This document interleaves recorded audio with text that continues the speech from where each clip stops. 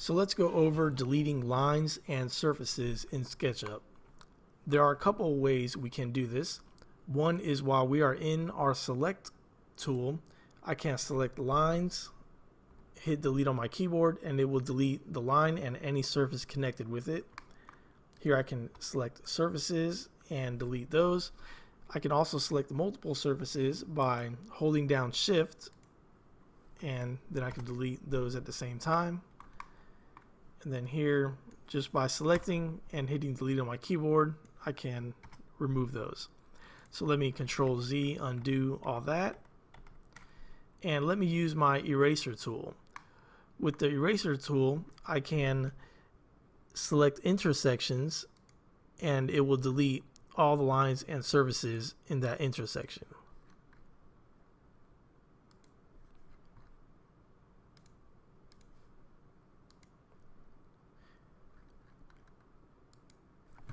Let me Control Z, undo that.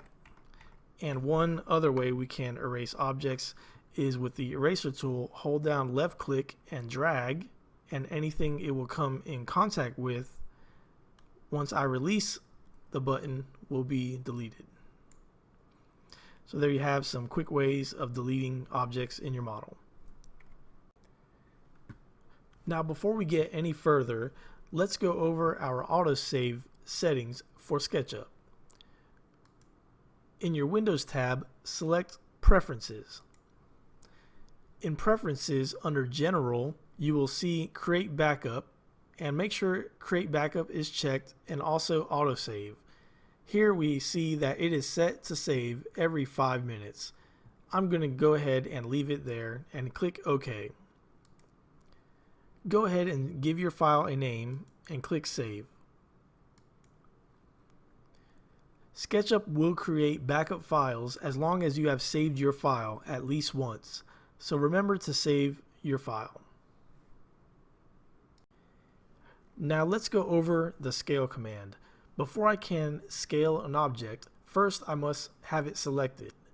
Here I'm going to select my entire rectangle and then go to my scale button. I'm going to click once and we will see several grip points have been highlighted around my object. Now if I grab one of the corner grips, I can scale my object larger or smaller in proportion. Hit escape. If I grab one of the center points on the surface, it will be scaled in one direction.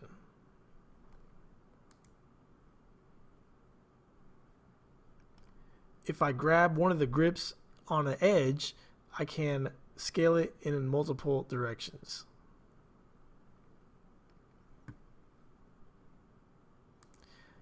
I can also highlight and select more than one object, hit scale, and it will allow me to scale all those objects together.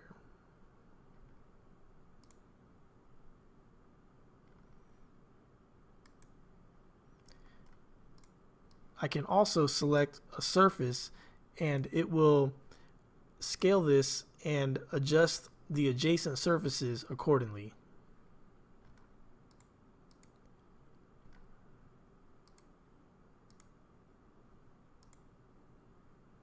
Go ahead and practice using the scale command.